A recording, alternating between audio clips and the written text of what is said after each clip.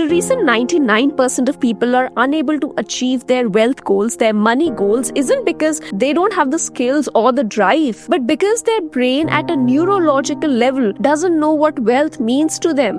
See, your brain isn't designed to chase money. It's designed to solve problems and seek safety. So, from an evolutionary standpoint, your brain is hardwired for survival, not abundance. The brain's default mode is to avoid loss, is to conserve energy, not to take calculated financial risks or pursue wealth. But over time, we have learned how to teach our brain to focus on wealth.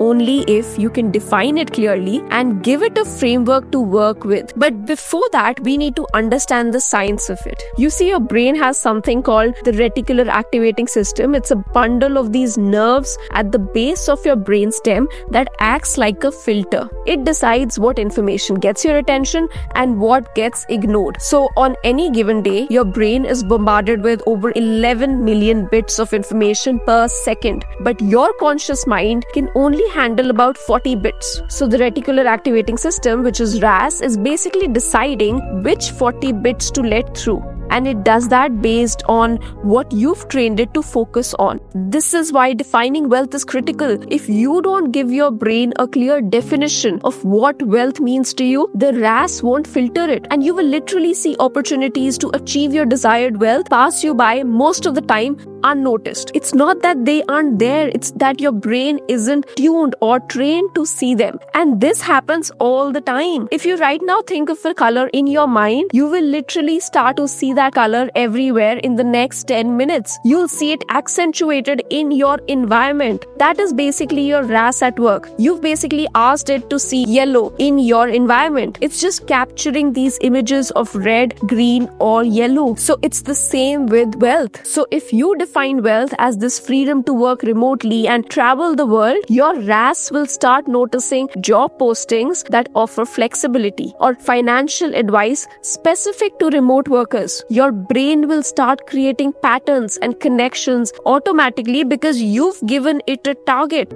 Research by Dr. Michael Merzenich, one of the pioneers in this field, shows that brain can literally reshape itself at a structural level when you focus on something consistently. If you define wealth in specific, emotionally meaningful terms, your brain will start creating new neural pathways literally in real time for you to be able to pursue such opportunities. But if you heard that carefully, you know the problem. Most people have this vague, impersonal idea of wealth. Something abstract like, I want to be rich, I want to have lots of money. That's not enough for your brain. Your brain needs emotional clarity. So any vague goal never activates the brain's problem-solving center, but specific goals do. So if wealth for you means being able to retire by 50 without financial stress, there's a clear target. Your brain will now work to close the gap between where you are and where you want to be. And the RAS will start picking up on financial planning tips, investment opportunities, behaviors that align with early retirement. Your brain's dopaminergic system, the part of the brain powered by dopamine, will also start getting you closer to that goal. So take a few minutes during this video, just pause it if you need to,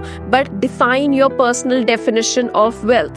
But you'll ask me what's next. Now that you've clearly defined your personal definition of wealth, tied it to an emotion, you're thinking about it daily, you also need to pay attention to removing your existing money blocks. And in this video right here, I talk more about how to recognize them, how to overcome them. But without clearing your past relationship with money, it will be absolutely impossible for you to make that wealth stick into your life. So I'll see you there.